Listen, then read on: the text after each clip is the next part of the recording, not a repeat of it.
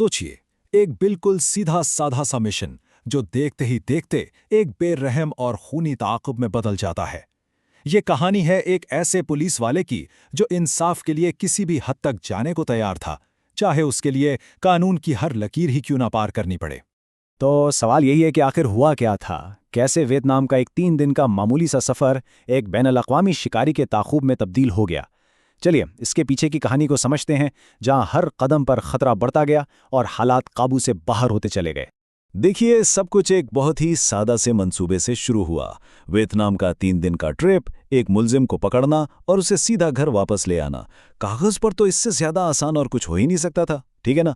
लेकिन जैसा कि हम आगे देखेंगे, ये सादगी सिर्फ एक धोखा थी, तूफान से पहले की खामोशी।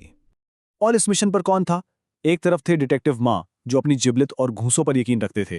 उनका एक्शन का अंदाज भी बिल्कुल उनकी तरह है, सीधा, ताकतवर और बिना किसी दिखावे के। दूसरी तरफ थे कैप्टन जियोन, जो हर काम किताब के मुताबिक करना चाहते थे। इनकी ये बिल्कुल मुख्तलिफ शख्सियतें ही इस कहानी को और भी दिलचस्प बनाती हैं, क्योंकि जब हालात बिगड़ते हैं तो उनके तरीके भी आपस में टकराते हैं। तो मंसूबा बिल्कुल साफ था। एक मफरूर जिसने खुद ही हथियार डाल दिए हैं, उसे बस फ्लाइट में बैठाकर वापस कोरिया लाना है। कोई खतरा नहीं, कोई ड्रामा नहीं, इतना सीधा काम था कि कोई भी इसे कर सकता था।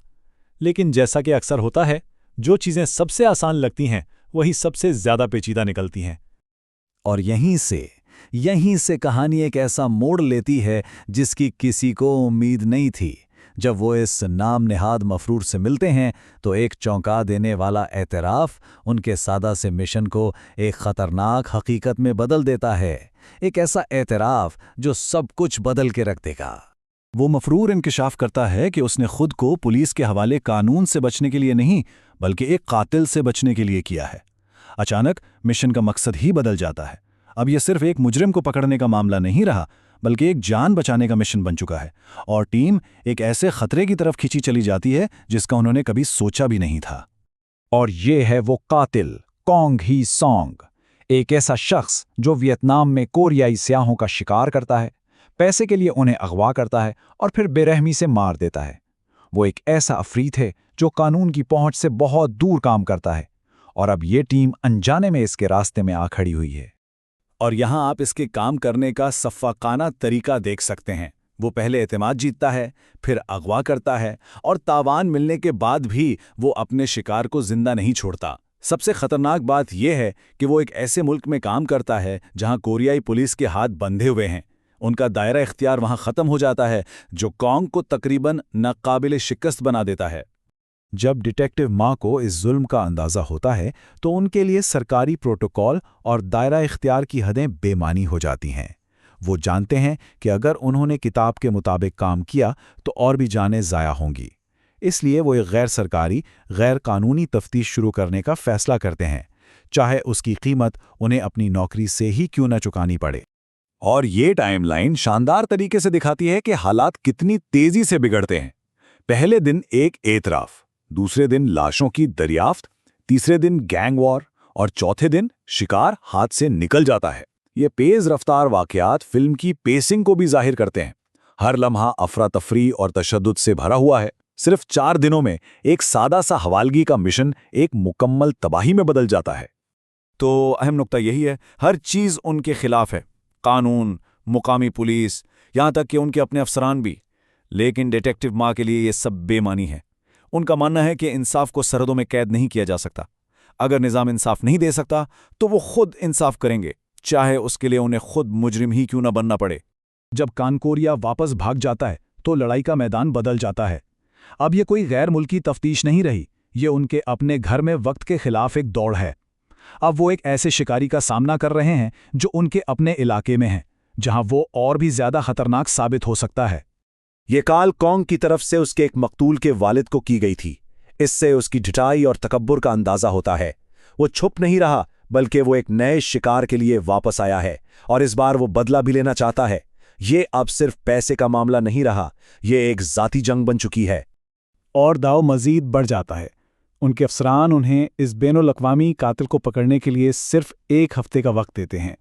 1 हफ्ता, वरना ये केस उनके हाथ से हमेशा के लिए चला जाएगा और कॉन्ग आज़ाद घूमता रहेगा, मजीद लोगों को अपना शिकार बनाता रहेगा। वक्त तेजी से निकल रहा है।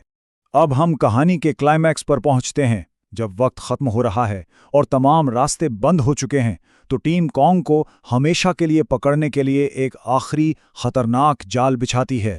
ये उनका आखिरी मौका है और इसमें गलती की कोई गुंजाइश नहीं। मंसूबा सुनने में तो सीधा लगता है, कॉन्ग को उसकी लालच का इस्तेमाल करते हुए बाहर निकालना।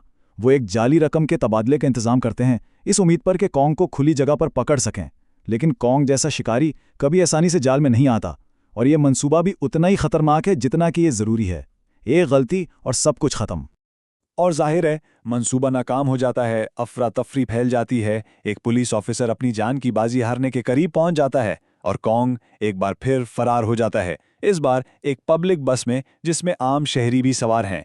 अब सूरत हाल पूरी तरह काबू से बाहर हो चुकी है और शहर की सड़कें एक जंग का मैदान बन गई हैं। ये सब कुछ इस आखिरी मुकाबले पर आकर ख़त्म होता है। एक चलती हुई बस के अंदर एक तंग सी जगह, बेगुनाह शहरियों की जानें दांव पर लगी हैं। यहाँ एक्शन कोरियोग्राफी अपने उरूज पर है। ये कोई स्टाइलिश लड़ाई नहीं बल्कि जिंदा रहने की एक वहशियाना जंग है जहाँ हर घूंसा और हर वार जानलेवा हो सकता है। इस बस में कोई भी महफूज नहीं है। कॉन्ग ही सांग के लिए भागने के तमाम रास्ते बंद हो चुके हैं। वो एक कोने में फंस चुका है और डिटेक्टिव माँ के लिए पीछे हटने का कोई ऑप्शन नहीं। वो जानता है कि अगर आज कॉन्ग बच निकला तो वो फिर कभी नहीं पकड़ा जाएगा। सब कुछ इसी एक लम्हे पर मुनहसर है। आखिरकार डिटेक्टिव माँ की इस्तेकामत रंग लाती है। कॉन्ग पकड़ा जाता है, उसका पूरा नेटवर्क तबाह हो जाता है और इंसाफ मिलता है, भले ही इसे हासिल करने के लिए हर कानून को तोड़ना पड़ा हो। लेकिन सवाल ये पैदा होता है कि क्या ये वाकई इंसाफ है या ये सिर्फ बदला है जो कानून के भेस में छुपा हुआ है। और ये हमें इस तज्जिए के आखिरी सवाल पर छोड़ जाता है, डिटेक्टिव माँ ने जो कुछ किया, क्या वो एक हीरो का काम था या एक ऐसे शख्स का जिसने कानून अपने हाथ में ले लिया। जब निज़ाम नाकाम हो जाए तो इंसाफ की हुदूद क्या होनी चाहिए, और क्या एक अच्छा इंसान बने रहने के लिए कभी कभी कानून को तोड़ना ज़रूरी हो जाता है? इसका जवाब शायद इतना आसान नहीं है।